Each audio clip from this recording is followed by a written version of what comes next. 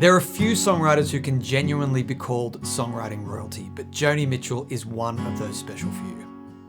We could spend weeks talking about any one of Joni Mitchell's songs, but in this video, we're going to take one of her biggest hits of all time and deep dive into that song as a way to reveal 6 of her signature songwriting moves. And if you're a songwriter, this video is really for you, because as we work through this Joni Mitchell tune, the insights we collect will be turned into practical tools that you can apply to your songwriting straight away.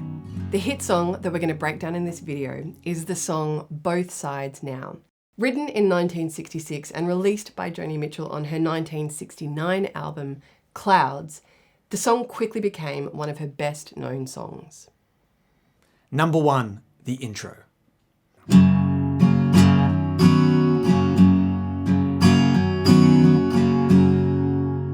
One of Joni Mitchell's signature sounds throughout this song and her whole career is the use of open tunings, and she was known for using lots of different open tunings to the point where she had to develop her own numbering system to remember them all. And this song is played in an open tuning chord D-A-D, F-sharp, A-D. That's the sound of D-A-D, F-sharp, A-D. It's a beautiful, warm, rich, open sound. But what Joni Mitchell does with this song is put a capo on it. So if we take a capo and put it on the 4th fret, we get this. Brighter. Brighter. And obviously suits her range or the melody she was hoping to sing for this song. And what you find with open tunings is they do create a very different sound on the guitar. The sound of the chords are more open. There's often drone notes that are ringing throughout the whole progression. And the intro that Joni Mitchell gives us is this little 2-chord move.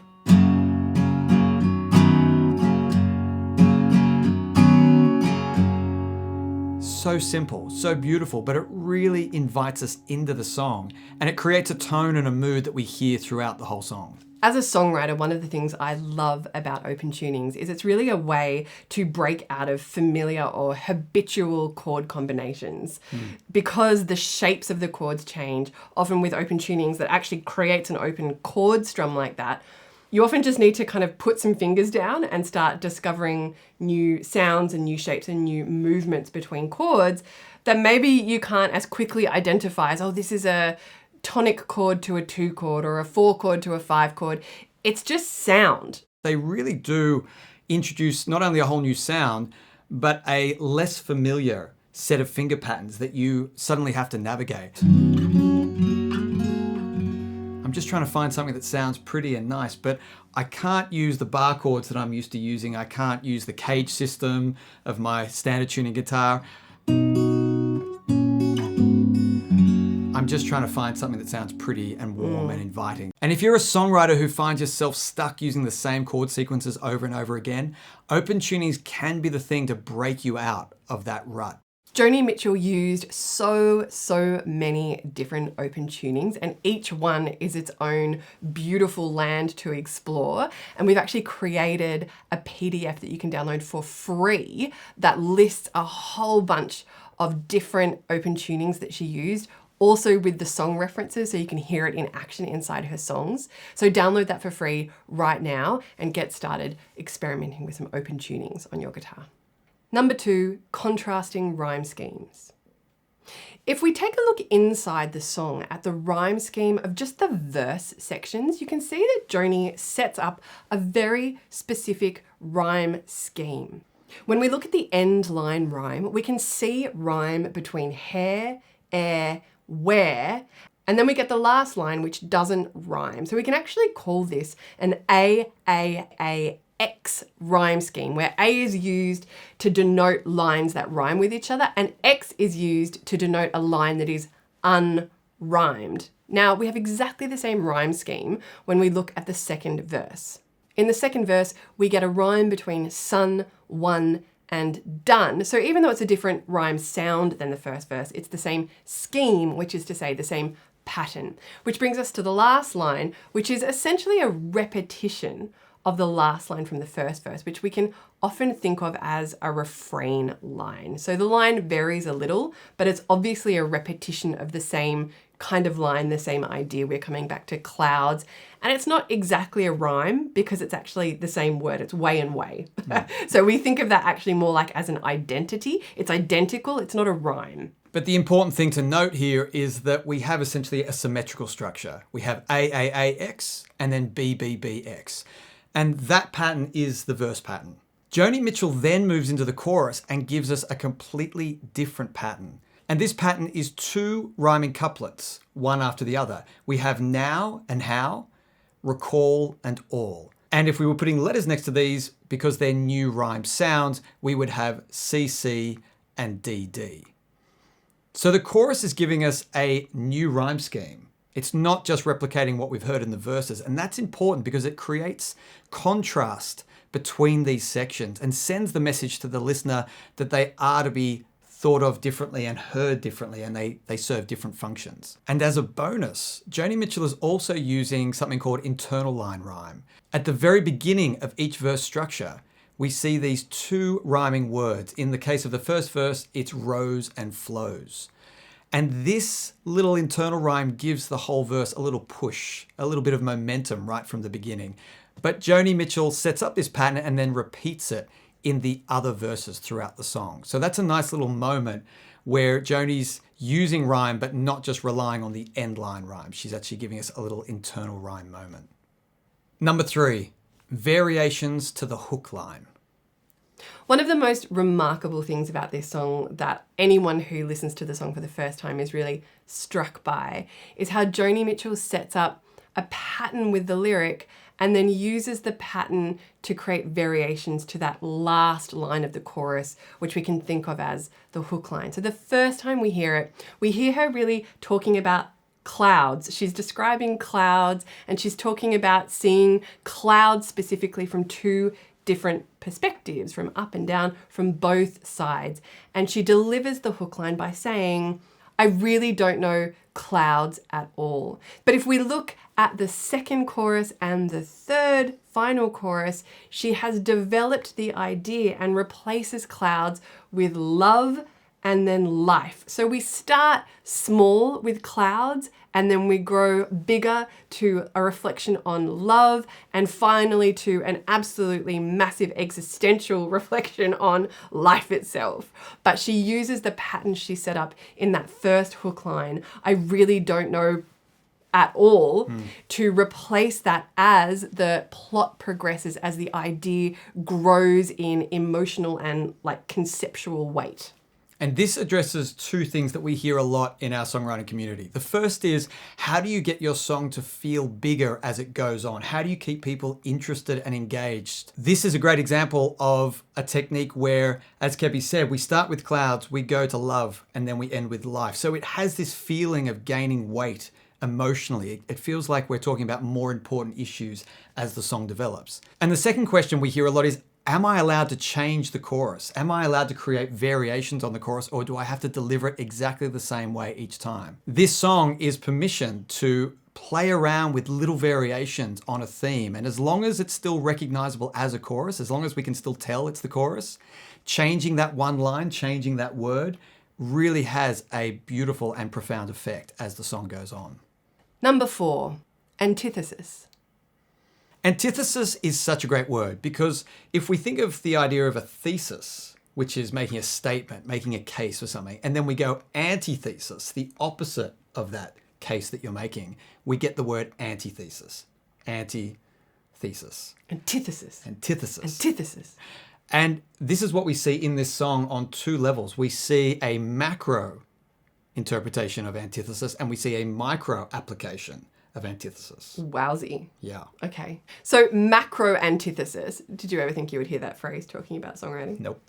The macro antithesis in this song we can really see as a pattern within the verses. So each verse is essentially 8 lines but split in half, where the first 4 lines are the thesis and the second 4 lines are the antithesis. The first 4 lines show us in this song the positive, and then the antithesis is showing us the negative. So we see this kind of macro antithesis inside the structure of each verse section. And not only is each verse structured like that, but she uses a specific word to signal the shift from one to the other, which is the word but.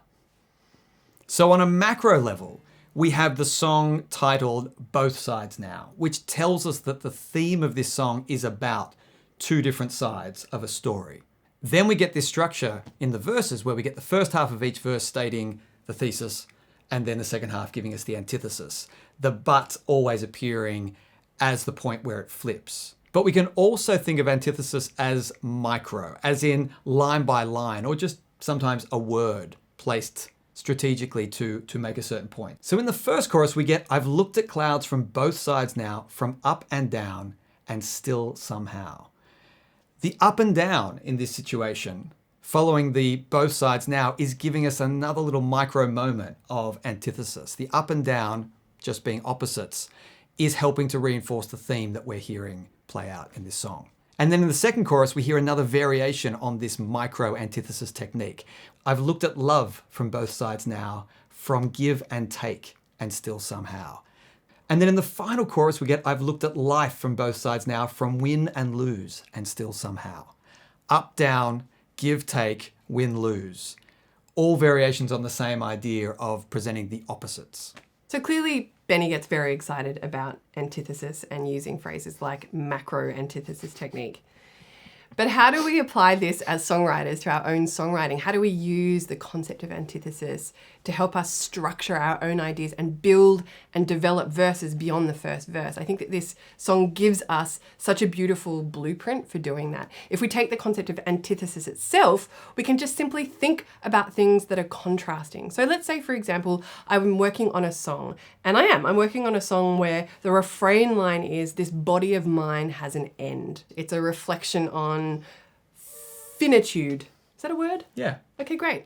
It's a reflection on finitude. I'm not going to use that word in the song, but It's a great word though. okay, great. And when we really dig inside what is inside that concept, that's about brevity, shortness, something that's finite, right? And if I actually just use the concept of antithesis, well, what's the opposite or contrasting to something that is short-lived? Well, something that is long-lived, something that goes on and on and on. So that's a really helpful concept to me in how I might actually structure the verses of this song. So I could start with describing things that go on and on and on. I could talk about the solar system. I could talk about the Godfather movies. I could talk about conversations with good friends going on and on all night, and then contrast that to things that are very short and brief and short-lived. And then when I come to that main idea of just like this body of mine, it has an end, I can use this contrasting thing to really structure my lyrics and create development through my verses. Number 5, the delayed resolution of melody and hook line. Let's go back to the chorus to look at these final two signature songwriting moves. Because one of the most beautiful, remarkable things about the melody and what gives us so much satisfaction at the end of the chorus is the gigantic space that she leaves right in the middle of that final phrase.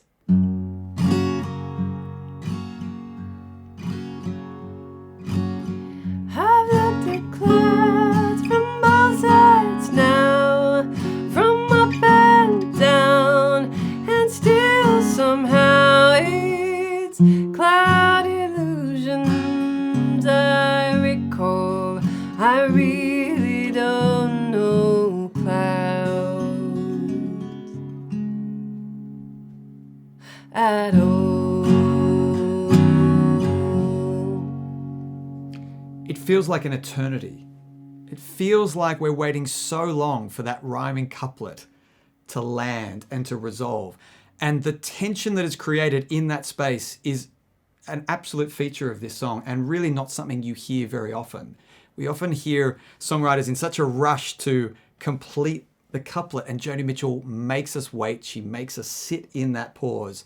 And then when it lands, the resolution is so satisfying. Let's turn this into a usable tool by showing simply how adding in a bit of space inside a melodic phrase can really make it interesting and memorable. So why don't we actually take that refrain line that I'm working with, this body of mine has an end. So let's come up with a melody that has no space to start with so we can really feel the difference. And we'll do it in this tuning. Why the hell not? Okay. Has an end.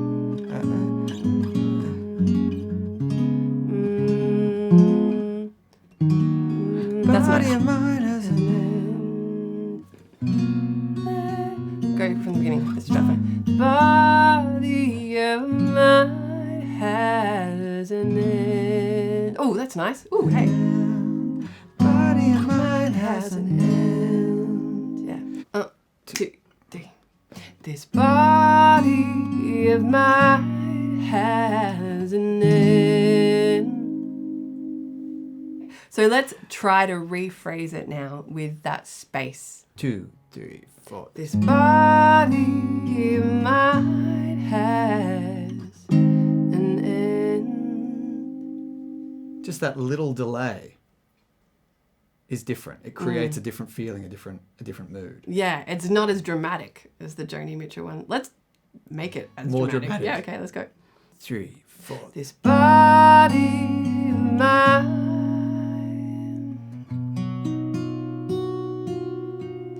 has an end. And so the real difference, I guess, with that was we had to find something to hold the moment. And it was, Beautiful chord. that chord there. But really, the songwriting process that we were chasing, or the thought we were chasing, was how do we create as much tension by making people wait for that melody to land as possible. A question that comes up again and again in our song feedback sessions with the songwriters in our membership community is, how do I write a hook? What's a hook? What's a hook? A hook is not that complicated, and one thing that can really hookify a melody, which is just to say make it memorable and interesting in some way, is just the use of space. And in this case, it's space inside a phrase. And the way that Joni Mitchell is using it here is that she's delaying the resolution of the final part of that last line. I really don't know clouds, space, space, space at all. Number 6, creating momentum with melody. What does that mean, creating momentum with melody? How do you create momentum with melody? So one of the ways that it's possible to, and that Joni Mitchell demonstrates this idea in this song, is that it's not just a series of random melodies. It's not even one melody that kind of repeats with repetition and variation. What we see in her construction of the melody of the verse is that every line is its own independent melody, at least on the surface. So if we take the melody of the first line, here's what we have. Da, da, da, da, da, da. Okay, if we were writing in pop music, we would repeat that exactly. Right, because pop has an expectation that you essentially, keep it pretty tight. Give us a melody the same way, create a little variation, and then back to the original melody. Mm-hmm. But that is not Joni Mitchell's signature sound. One of the things that she does as a master of melody is continues the story to create momentum with her melody. So the melody to the second line feels like its own melody. So let's hear the melody to the second line. Da, da, da, da, da, ba, da, da, da, da, da, da. Those two melodies appear to be different melodies, independent melodies. Obviously part of the same song, but there's not repetition from one to the other.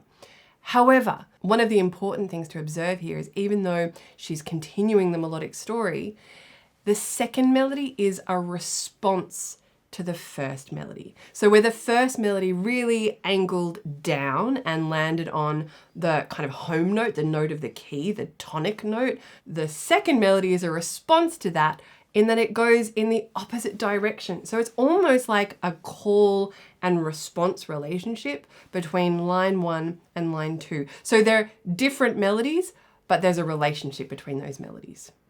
And what you would then often hear is this call and response structure repeated. We've heard one melody, we've heard a response. You would so often hear that move repeated, but that again is not what Joni does. No, we hear lines 3 and 4, which sound like this. Da, da, da, da, da, da, da, na, na, na,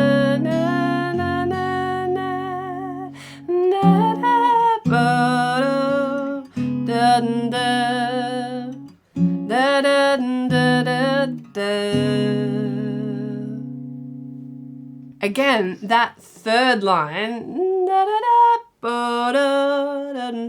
it's its own melody in the sense that we're not hearing any melodic material repeated, but it is a methodical development of what we've already heard. The first two lines, as a package deal, both of them end on the most stable note. So what does she do? Again, it's like the second half of the verse is a response to the first half of the verse. She's ending the melodies in really unstable places to bring in a sense of tension, a sense of, no, this melody is not resolved. We started in a kind of resolved place, and now these melodies are now ending in a very open, unresolved way. And the fact that that lack of resolution happens in the second half of the verse is really important, because we have to go then to the chorus to get the resolution.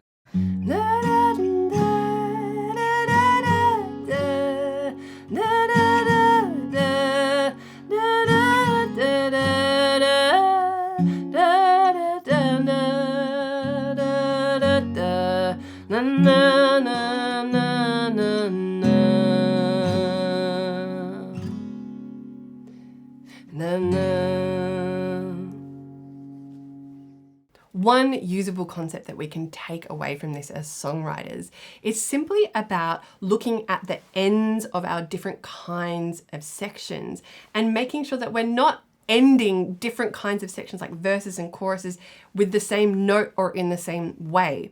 If every section is resolving, we're not creating a sense of momentum or journey or storytelling, which is really one of the signature moves of Joni Mitchell's masterful melody writing.